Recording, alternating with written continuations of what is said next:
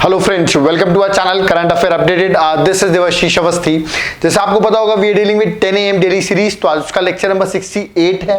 तो आज हम देखते हैं कि आज हमारे 10 MCQ सीरीज में कौन कौन क्वालिफाई कर पाता है, क्योंकि आज का जो कट ऑफ होने वाला है that is going to again 9 marks.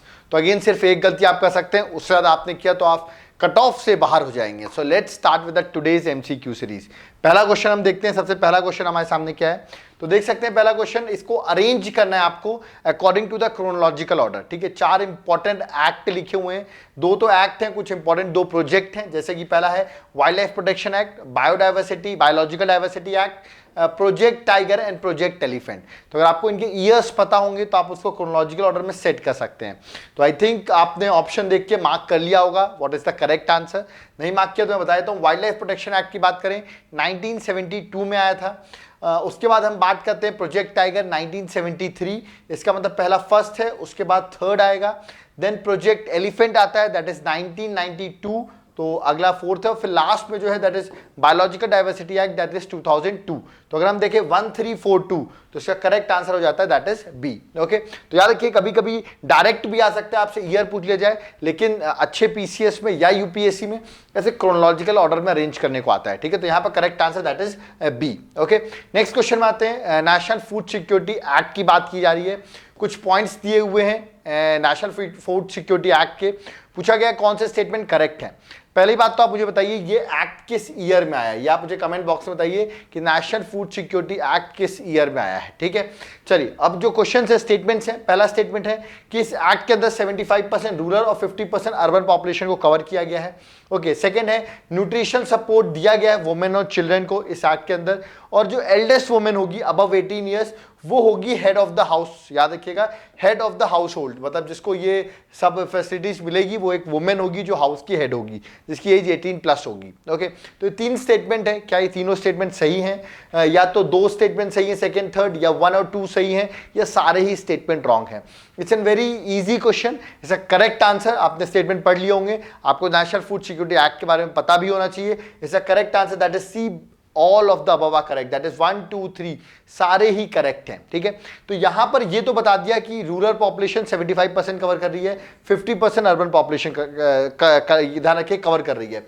But मेरा क्वेश्चन आपसे ये है कि ओवरऑल इंडिया की कितनी % पॉपुलेशन इस नेशनल फूड सिक्योरिटी एक्ट के अंदर आती है, ये आप मुझे कमेंट बॉक्स में मेंशन करिए। ओके, तो यहां पर तीनों ही स्टेटमेंट करेक्ट थे। तो चलिए हम नेक्स्ट क्वेश्चन मूव करते हैं, क्वेश्चन नंबर 3। और ये एक इंपॉर्टेंट प्लेट्यू मैंने आपसे पूछ लिया है, दैट इज टेलीग्राफिक। याद रखिएगा टेलीग्राफिक प्लेट्यू ये किसका पार्ट है।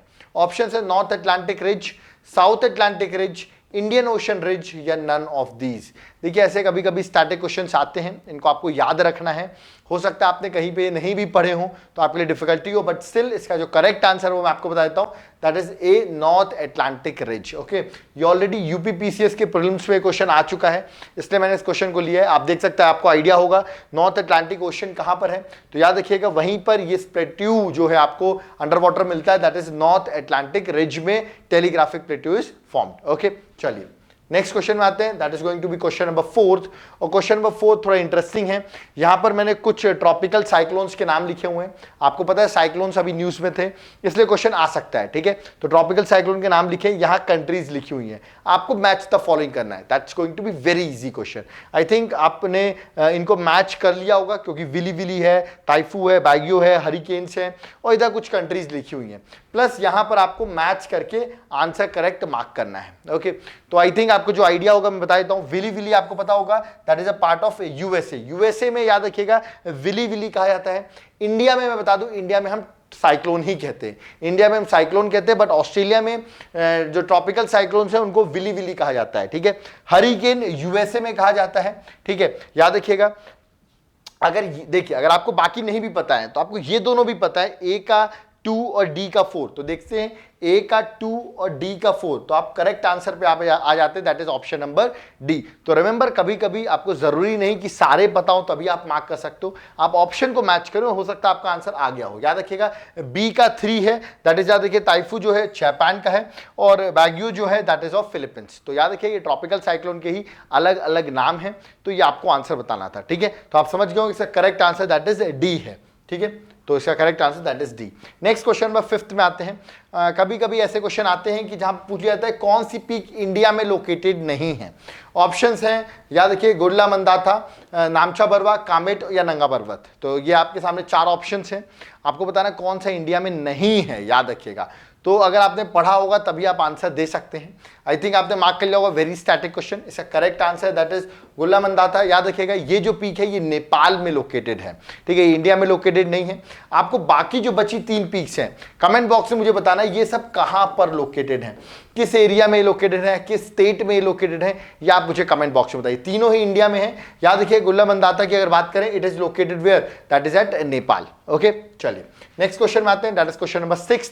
और एक इंपॉर्टेंट डेल्टा मैंने पूछा है, शायद ये डेल्टा आप नहीं सुनते इसलिए मैंने एग्जाम पूछा है, दैट इज मोरिबुंद डेल्टा। याद रखिएगा मोरिबुंद डेल्टा अगर पूछा है ये एक सब डिवीजन पार्ट है, मतलब जो मेन डेल्टा है उसका एक सब डिवीजन पार्ट है। तो किसका ये सब डिवीजन पार्ट है? ऑप्शन है Krishna Godavari delta, Mahanadi delta, Bengal delta या कावेरी डेल्टा। तो कभी कभी ऐसे स्टैटिक क्वेश्चन आपको एग्जाम में आ सकते हैं, आपको आंसर करेक्ट करना याद रखिएगा। मोरिबुंद डेल्टा की बात करें it's a part of Bengal delta, जो आपको पता होगा गंगा ब्रह्मपुत्र का डेल्टा बनता है बंगाल में, याद रखिएगा।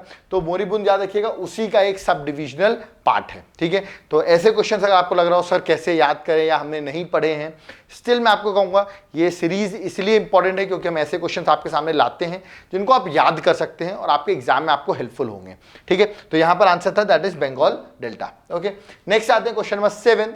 बोला गया कौन सा करेक्टली मैच नहीं है। मिडाइवल हिस्ट्री से रिलेटेड क्वेश्चन है, कुछ इंपॉर्टेंट चीजें लिखी हुई, जैसे दम लिखा हुआ है ये कॉपर क्वाइन है। नेक्स्ट देसाई लिखा है ये रेवेन्यू कलेक्टर है। दीवान जो है revenue chief of a province है, और जारिब जो है it's a type of tax. तो देखिए ऐसे क्वेश्चन कभी आ जाते हैं तो may be it could be difficult for you कि सर इसमें हमें याद नहीं है। हो सकता है दम तो पता हो आपको, कॉपर क्वाइन है, ठीक है, मिडाइवल हिस्ट्री पढ़ी होगी, बाकी हो सकता है आपको इतना याद नहीं हो। दीवान भी आप सही मार्क कर सकते हैं, yes it's a revenue chief of a province, but ये दोनों में आप डाउट में हैं तो यू कैन गेस आंसर। याद रखिएगा जरीब जो है it's not a type of tax, ये एक्चुअली लैंड मेजरमेंट करने की एक यूनिट होती है, याद रखिएगा। जरीब is a land measurement unit, okay, it's not a tax. Okay, तो answer number D is wrongly match, तो D is the answer. Okay, next आते हैं क्वेश्चन नंबर 8।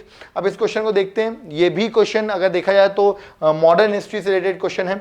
यहाँ कुछ इंपॉर्टेंट ट्रीटीज लिखी हुई हैं, उनके बगल में ईयर लिखे हुए हैं। That's going to be very easy question. अगर आपको पता हो, शायद ट्रीटी ऑफ इलाहाबाद तो बहुत लोगों ने सुना भी होगा। After battle of Buxar this treaty was signed. Okay, treaty of Mangalore, treaty of Salbai, treaty of Madras, बहुत इजी ट्रीटीज दी हुई है, इनको मैच करना है। तो ट्रीटी ऑफ इलाहाबाद 1765 सबको पता होगा, ओके, और अगर ट्रीटी ऑफ मद्रास की बात करें 1769। तो देखिए अगर दो भी पता हो तो स्टिल आपका आंसर आ सकता है, मतलब ए का 4 डी का 3। तो let's match it out, A का 4 और डी का 3।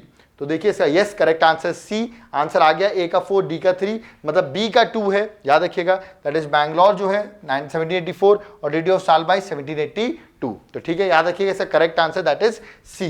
तो आपको याद रखना है कि कभी कभी एक आध ट्रीटीज भी आपको याद हो तो आप आंसर निकाल सकते हैं। ओके, चलिए नेक्स्ट क्वेश्चन में आते हैं, question number 9। That's very easy question, CR formula.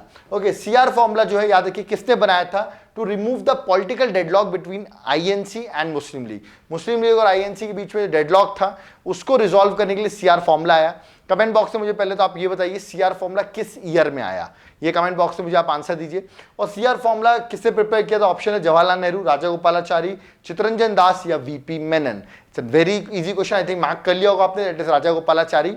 But आपको मुझे कमेंट बॉक्स में जरूर बताना है किस ईयर में आया था, that is also very important. Okay, तो इसका correct answer that is B. Okay, next और लास्ट क्वेश्चन, एक मैंने आपसे बुक पूछ ली है, that is rise and growth of economic nationalism in India. ओके, ये किसने लिखी है, it was written by whom, ठीक है। तो ऑप्शन देख सकते हैं आपके सामने, Sarathi Gupta, S Gopal, B R Nanda या विपिन चंद्रा। तो अगर आपको गेस भी करना है कुछ से, तो नेशनलिज्म की बात हो रही है, rise and growth of nationalism, तो आप गेस भी कर सकते हैं। एक पर्सनालिटी आपने सुनी होगी, दैट इज विपिन चंद्र। लाल बाल पाल का नाम आपने सुना होगा, लाला लाजपत राय, बिपिन चंद्र पाल। तो याद रखिए वही बिपिन चंद्र पाल है जिन्होंने ये बुक लिखी, that is rise and growth of economic nationalism, ठीक है। तो याद कर सकते हैं, अगर नहीं भी पता था कोई बात नहीं, आप इसको अपने फैक्ट्स में ऐड ऑन करिए, ठीक है। तो इसका correct answer that is D. Okay, so we have done with the 10 AM series. I think आपके 9 क्वेश्चन सही हुए होंगे, 9 अगर नहीं भी सही हुए तो आई कुड से 8 भी सही हुए हैं तो आप क्वालिफाई कर जाते हैं। 9 I could say that could be very extreme, आपसे 9 मार्क्स मांगना ऐसी टेस्ट सीरीज में, तो 8 marks is also a qualifying paper. Okay, अगर आपको इसकी पीडीएफ चाहिए तो आप हमारे व्हाट्सएप ग्रुप को जो ज्वाइन करिए। ये हमारा व्हाट्सएप नंबर लिखा हुआ है, डिस्क्रिप्शन बॉक्स में मेंशन है, दैट इज 9098676936। याद रखिए इसका एक चार्जेस भी है, दैट इज 200 रुपीज ईयरली, 50 पैसे अ डे, जो कि एक बहुत माइन्यूट चार्जेस है, जिसपे आपको इसकी पीडीएफ मिलेगी। 1 साल तक आपको हर लेक्चर्स की पीडीएफ मिलती रहेगी। प्लस रिमेंबर, आपको इसको पीडीएफ के साथ साथ आपको Hindu analysis, Hindu newspaper, Hindu vocabulary, then daily current affairs, ये भी आपको हमारे व्हाट्सएप ग्रुप पे ऑन डेली बेसिस मिलते रहेगी। ओके, तो आप हमारे व्हाट्सएप ग्रुप को जरूर ज्वाइन करें, जिससे आपको इन लेक्चर्स की पीडीएफ आपको मिलती रहे और आपके पास एक स्टोर हो कि जब आपको एग्जाम हो तो आप उन पीडीएफ को रिवाइज करके एग्जाम देने जा सके। ओके, और जो मैंने आपसे क्वेश्चंस पूछे जरूर कमेंट बॉक्स में कमेंट करिएगा। जो लोग फर्स्ट टाइम आए हैं प्लीज हमारे चैनल को सब्सक्राइब जरूर कर लें, इसमें आपको नोटिफिकेशन मिलते रहे। और अगर आपको ऐसे क्वेश्चंस पसंद आ रहे हैं जो नए टाइप के लाते रहते हैं हमेशा, तो please bell of course like की बटन जरूर दबा के जाएं। और अगर आपको पसंद नहीं आ रहा तो आप डिसलाइक भी कर सकते हैं, ऐसी कोई बात नहीं है, पसंद आए तो ही लाइक करें। ओके, और जो क्वेश्चंस पूछे जरूर कमेंट बॉक्स में कमेंट जरूर करें।